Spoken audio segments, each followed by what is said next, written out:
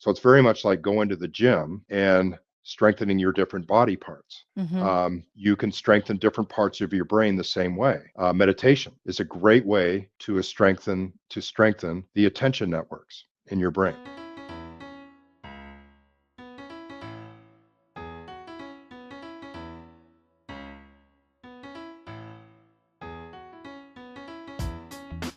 83% of Americans identify as not very happy, which can hold you back and negatively affect your relationships and your business. On this podcast, we discuss the proven steps to happiness so you can restore balance and rekindle your joy.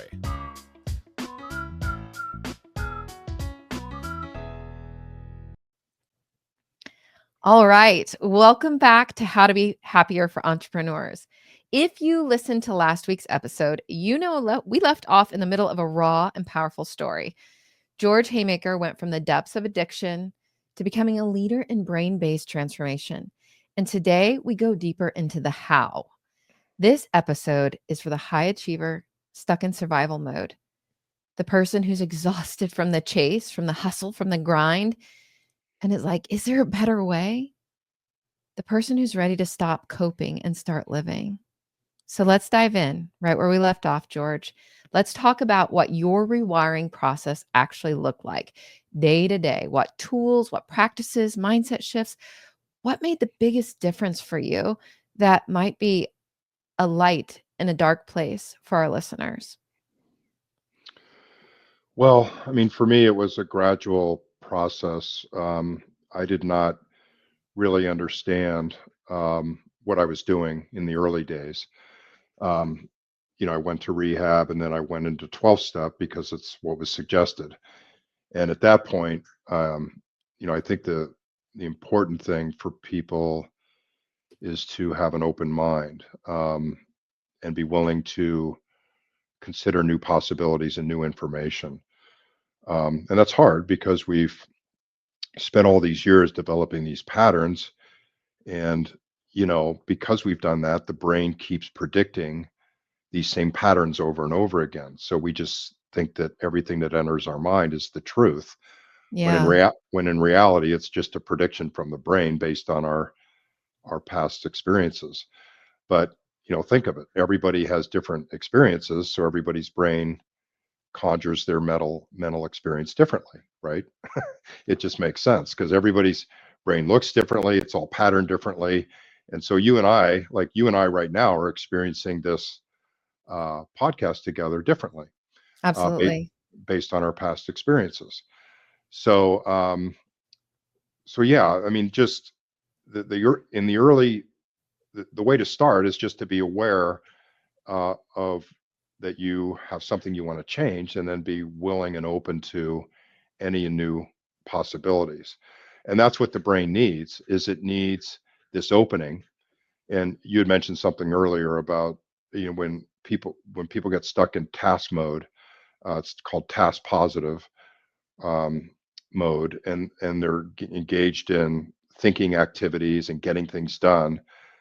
But when we want to consider new possibilities and begin to imagine, then we need to shift into default mode network, which is one of our brain networks, which shuts off the front part of our brain, the thinking part of our brain, and then it activates a part of our brain when we begin to look at ourselves in kind of the big picture.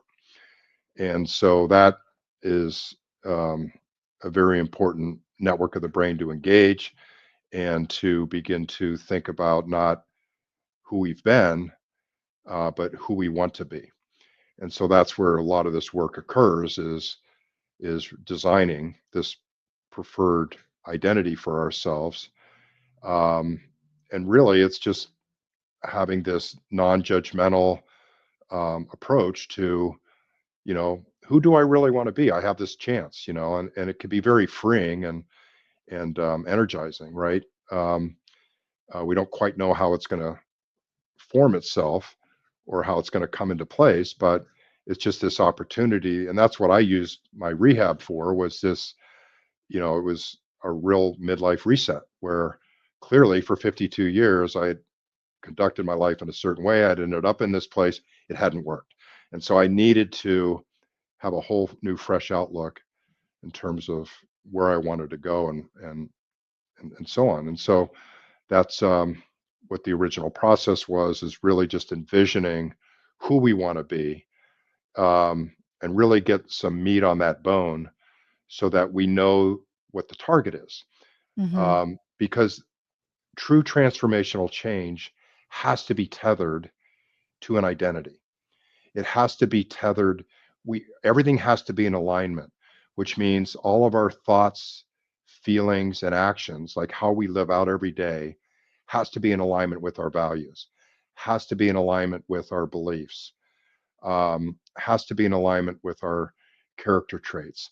Everything has to kind of be in conjunction so that um, we're we're we're acting out and being who we truly want to be. And so when that happens, and then that takes time and practice and repetitions, and you begin to structure your entire life uh, to represent this identity that you've outlined for yourself, and that takes months and years over time to begin to really become a lifestyle for you. But it really does start with this imagination process about this identity that you want to have.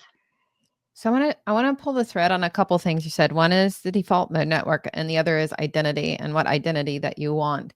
One of the things that I work with people at Limitless You on, and I want similar and maybe slightly different. What I want to pull the thread on is, how do you help people, right? What is your approach to helping people really understand what is the true identity? I mean, for me, I believe it's not like what identity do you want, but it's who are you authentically at your core. Yeah. So, how do you guide people so that they don't choose an identity that they think they should have, or that they think because of what they see or what they've been told or what they've been conditioned to believe to meet those six, human needs? How do you guide people to their authentic core values, to their authentic identity? So they're just not swapping out another character in the movie that actually doesn't align to who they really are within. Well, I mean, we go through these exercises that help identify what their values are, what's truly, because, I don't know about you, but like I never, ever in my life before, you know, I needed to really consulted myself as to what my values were. Yeah. You know, I mean, I just never even knew You to were go through handed that. them probably from your parents or I, religion or school or something, like, here's what you should value, right? At least that's what I I was handed. I was like you. I wasn't taught yeah, to you were inquire. modeled. Yeah, you Yeah. were you were modeled them, and so maybe you absorbed some of them. Um, but did you ever really sit down and say, well, this is what's important to me, and try it on for size, like consult your inner self to say, this is what feels right. Um, and so, anyway, I just think these are very important exercises to understand what your strengths are. You can go through testing for that, do values testing.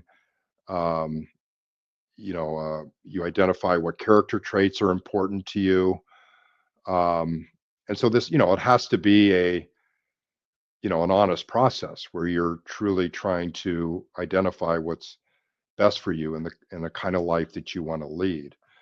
Um, and so it's a combination of testing and exercises that help you arrive at these elements that together form, this preferred identity that you want for yourself. Okay.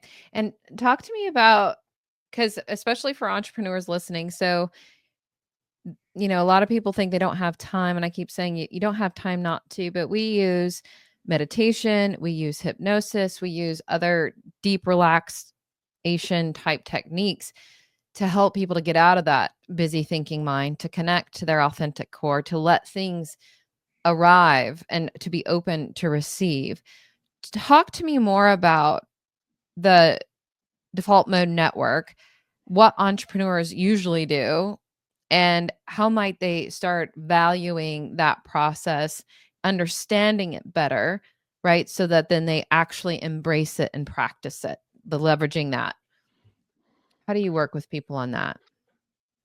Well, I guess I kind of look at it more from a brain performance perspective, Mm-hmm. and that's a lot of what I work on with people is brain capacity, brain performance, and so it's really, um, I think a lot of us just think that we're born with a certain amount of intelligence, and that it's fixed, and that's what we get.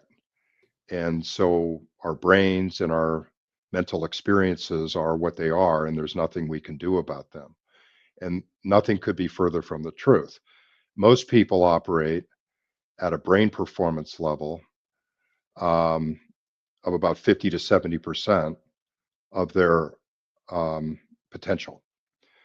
And so there are, and so what I try to do is have people understand that, to look at their brain as a resource tank that may only be a certain amount of gallons today, but the size of that tank can grow over time if we have the right lifestyle practices and the right training techniques to expand the resources in the brain.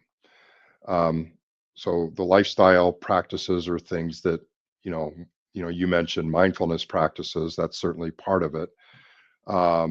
There's sleep, there's diet, there's nutrition, there's exercise, there's recovery, um, and and and so we need to structure a brain first approach that has brain performance front and center, so that we are doing everything we can to expand the size of our tank and then fill that tank with as full as we can with resources. So if you don't sleep properly, you think you're macho and that you can, you don't need to sleep. Well, you are not filling your tank as full of resources as you can. Not to mention, if you're not getting proper sleep, you're not clearing out the toxins in your brain properly. You're not pruning the synapses in your brain properly. Um, you're not consolidating memories properly. So the stuff that you learned the previous day may just fly right out the other ear because it's not transferring into long-term storage properly. So there's all of these lifestyle practices that when you put them together, um, determine a great deal how many mental resources you start every day with. There's all kinds of brain training that you can do that have nothing to do with your job and your work. They have to do with actually um, growing the strength and endurance of those brain domains. So it's very much like going to the gym and strengthening your different body parts. Mm-hmm. Um, you can strengthen different parts of your brain the same way. Meditation is a great way to strengthen the attention networks in your brain. So, you know how most of us multitask and get like we're just on your phone 1 minute over here doing something else. You know how expensive metabolically that is? How many that drains your mental resources twice as fast as sitting and focusing on one task. Yeah, I was just talking to a client today. I remember when I was in whatever the prime of my corporate career, it's like you were proud of how good of a multitasker you were. Like we had no idea. Like it was something that was celebrated. It was you were getting brownie points and performance reviews, and it's not even effective. But Yeah. we don't know what we don't know. So this is so important, guys, to listen to what George is saying about a brain first approach. So if I told you that you're not getting more done when you multitask, that you're actually draining your resources twice as fast, and that you have a finite amount of resources at your disposal every day, do you really want to waste twice the amount of burn your resources twice as fast multitasking and not getting nearly as much done as you would focusing on one task at a time? I I think not, right? Right. Because at the end of the day, we want to get as much done as we can, be as productive as we can, have as many resources spread out throughout the day as possible, so we're not like dragging at 2 and 3 in the afternoon. Um, and so that's really what you know I try to help professionals and entrepreneurs with is understanding how the brain functions so they can begin to build a life that is a brain first life that again, focuses on expanding the size of their mental resource tank, filling it as full as possible every day, and then spending it as efficiently during the day as possible. I'll just give you another example. Like we all have about 90-minute focus windows, um, at which point our the quality of our work, our cognition, uh, hits the top of the curve and begins to go down the other side. So after 90 minutes, you can keep grinding, but you start to spend your resources, they start to accelerate the expenditure of them, and the quality of your work goes down after 90 minutes. But if you get up and go outside and spend 3 to 5 minutes in the sunshine, or just walk around and don't think of anything and let your mind reset, then all of a sudden your neurotransmitters reset from your body because you've drained them during the 90 minutes.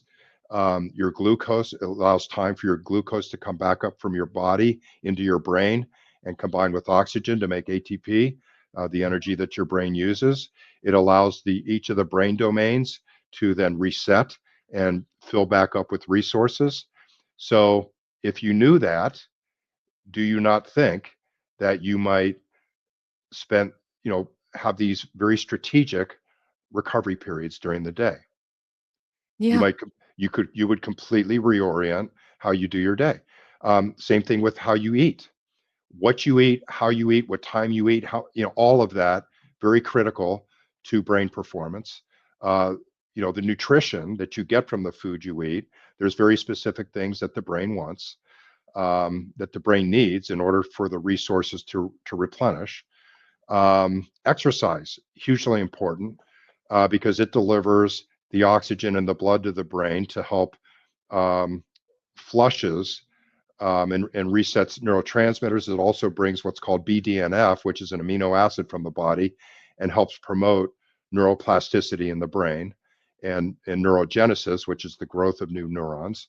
And so we usually think we go to the gym to build muscles, but there's a brain first approach which says I'm going to go to the gym to help my brain perform at its best. And this is the type of exercise that it needs. It needs 20 minutes of aerobic exercise to get that oxygen and blood up there and the BDNF for it to do what it needs. But none of us ever think about that. Okay. And so, we could sit here all day long and structure every minute of every day and build a brain first approach that will, again, work over time to expand the size of our mental resource tank, which basically makes us more intelligent. It will fill up that tank as full as it can be every day.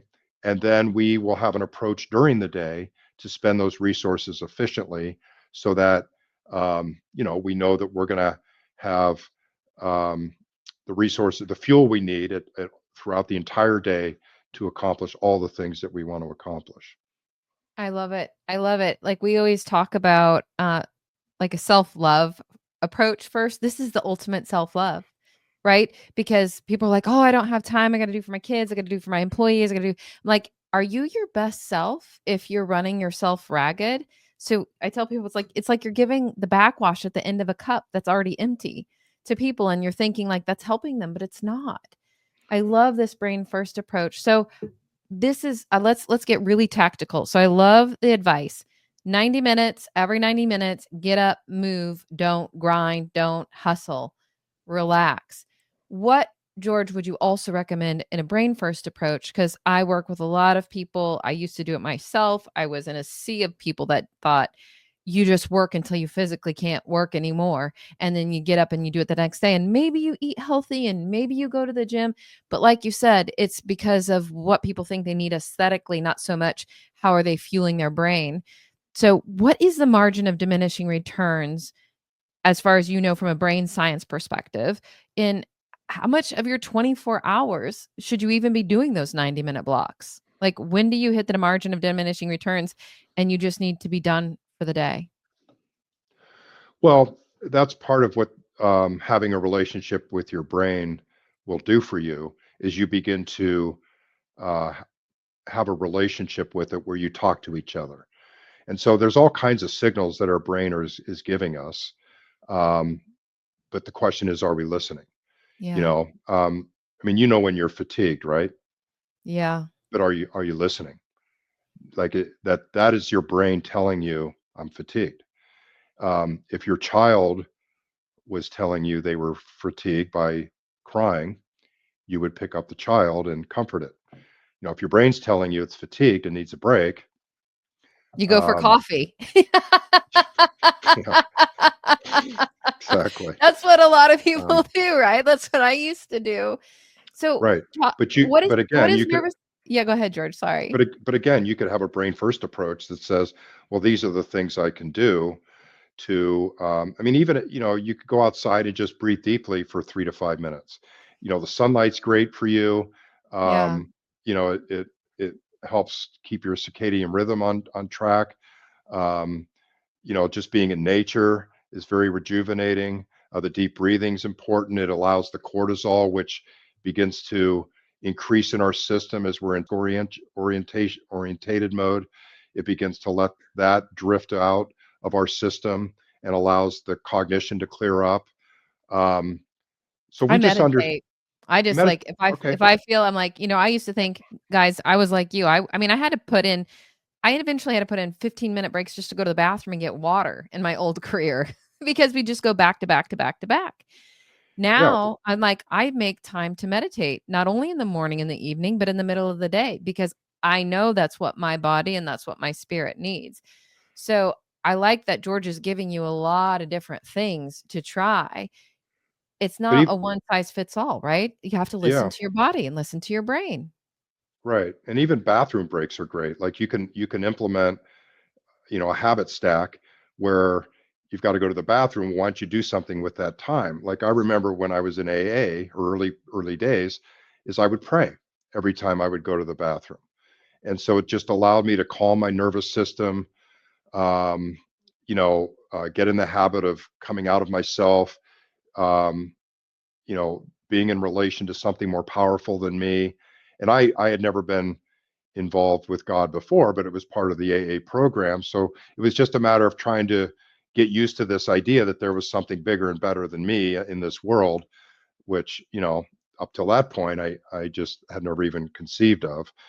Um, and so I was able to use, so you say we struggle for time, but there are all these little moments of time during the day that we're using for something. So can we Yeah. use that? Can we use them intentionally to further this idea of getting in touch with our brain and asking it, how you doing, what do you need?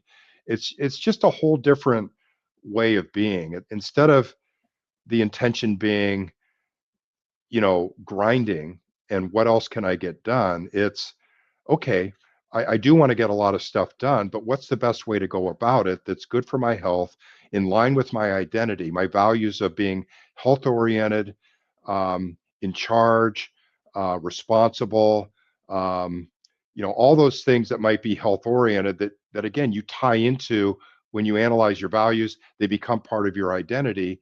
And so, do we really want to be a grinder at all costs with no um, consideration for our health and where that might take us and us not being able to enjoy the later years in our life? Yeah. That's all part of this identity formulation. And so we just have to act, think, and feel in alignment with this identity. And that includes during our work days, acting in alignment that's going to be in alignment with this identity, but also get us to our goals and aspirations, that are part of this identity formulation as well. Yeah, I think everything that you're saying, there's a theme that I didn't think I had the power to do, and a lot of people don't, is choice.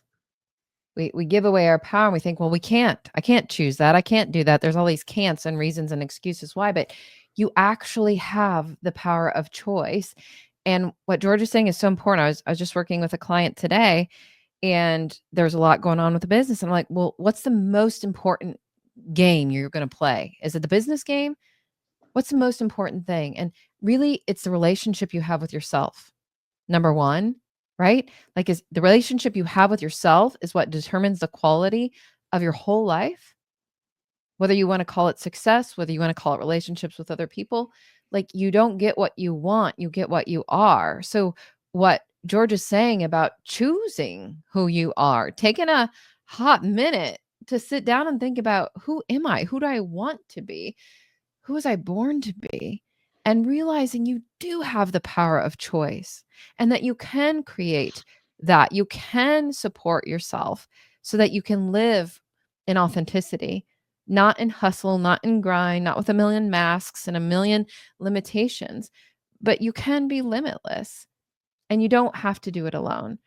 So, George, you've given such great things. Is there anything else? We've talked a lot about a lot of things under the umbrella of nervous system regulation, right? It's very critical for everybody and especially for entrepreneurs and high performers. Are there any other last minute thoughts, advice, some ways that you would give them so they can start regulating their nervous system today, knowing that not only is it going to help them live a longer life, a healthier life, and actually make them more successful and productive in whatever trade they choose? Yeah, so I look at it two ways. One is conditioning the nervous system so it starts to operate at a lower baseline overall. And trust me, like I'm an expert on the nervous system because I was so activated all the time. And that was really the thing that got me into the most trouble is just was always in sympathetic nervous mode, which is the Mhm. activated state. And actually most of the time, and so when you operate all the time in this activated state, the distance between activation and dysregulation is just a moment away. So that's why I would get myself into trouble and get angry quickly and be highly reactive and emotionally charged, is because I was always in the activated state. So I didn't have to go far to get to dysregulated. And that is just very costly metabolically. It really negatively affects your brain performance because you're spending all these resources so quickly. So really the key here is to understand that you have two different states, nervous system states, the sympathetic and the parasympathetic, and they reside in your autonomous nervous system. And you really do have the ability to move back and forth on command. And so, what we want to do is try to stay as much as possible in the parasympathetic state, which is the rested and relaxed, through things like, um, breathing, meditation, um, cold therapy works really well, and just you know having a mental focus on being dysregulated and calm, um, because that helps slow down the burn of our mental resources, and it just makes it so that we're not as reactionary. There's much further distance to go from a lower baseline to getting yourself in trouble and being reactive, because that's just further that the nervous system has to activate. And Yeah. so a lot of times we can catch ourselves as our nervous system begins to activate and we get triggered. We can catch ourselves because we're operating from a much lower baseline. So I recommend practicing conditioning your nervous system as part of this morning intentional training that we do for the brain and the nervous system. Things like um, journaling and sitting in the sunlight, having your coffee, meditating, practicing gratitude, all things that just calm you, and just actually walk yourself visualizing through being calm. Okay, Mhm. this might happen today, but I'm going to be calm, and just feel yourself calming.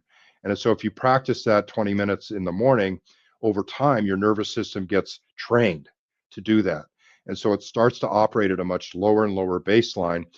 And then you start to practice regulation techniques, which is when during the day and things are happening and you get triggered and you feel the cortisol begin to rise and the adrenaline, and you feel that flush because you have further distance that the nervous system needs to go to get dysregulated.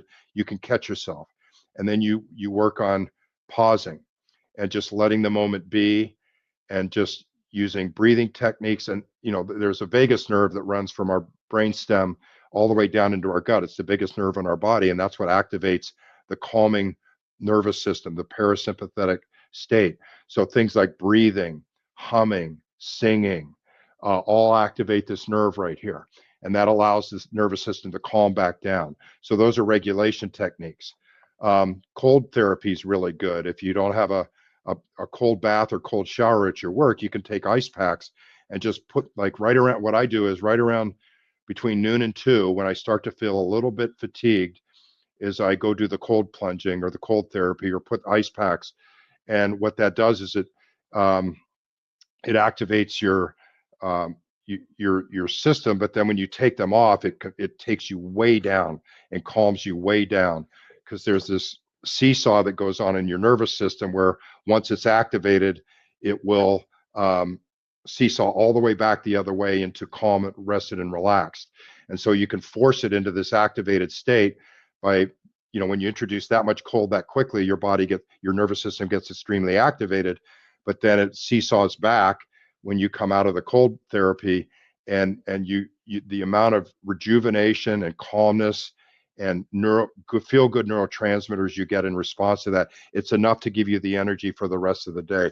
That's another really good tip, is cold therapy right around midday, when you know that if you listen to your brain and you know that it's fatiguing at around a certain time of the day, then a half an hour before that, you hit it with some cold therapy, and then you just fly right through that.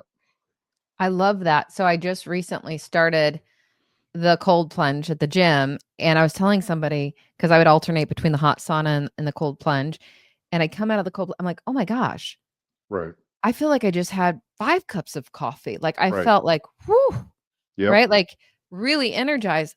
Yep. But I have to go to the gym to do that. I did not think, if you guys were kind of listening or multitasking, we'll never once stop multitasking. That's part of the theme.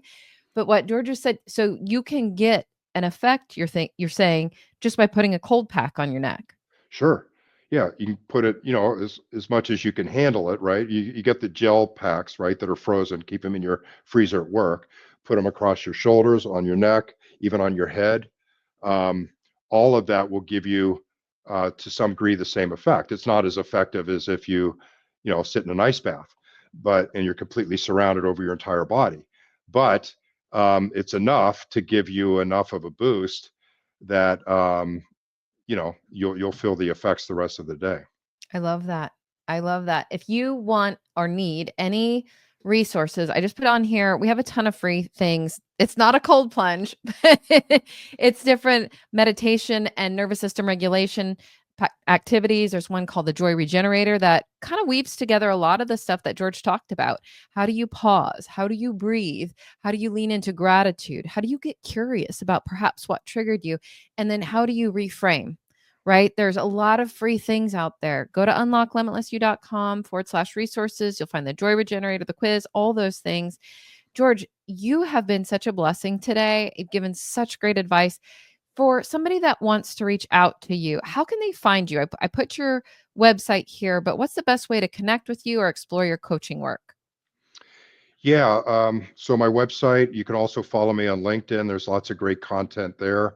Uh, it's under George Haymaker. I'm on Facebook, on YouTube. And I'm also coming out with a brand new group community coaching program on brain science. It helps educate you about the brain so you can start taking command and developing this new relationship with your brain. It's very affordable, and it starts in July. And you'll follow me. There's more information coming out about it, but it's called the Brain Club, and I call it the gym membership for your brain. So we go to the gym for our bodies, but I'm offering you a gym membership for your brain. I love that. I love that. And a lot of our listeners like to read books. So if you had one book that you would suggest the readers check out to dip their toe in, or perhaps the best book you've ever read on how to get to know your brain and learn more about brain first strategies, what would you recommend to our listeners? Well, the coaching approach that I follow and practice is from Lisa Feldman Barrett, um, and it's all about emotional construction. She focuses on emotional construction, but it's about all mental life. So if you can read anything from her, it talks about how the brain actually constructs our mental life. So all of our thoughts, feelings, and actions, they all emerge in real time. They're all predicted by the brain, and this walks you through how that's done.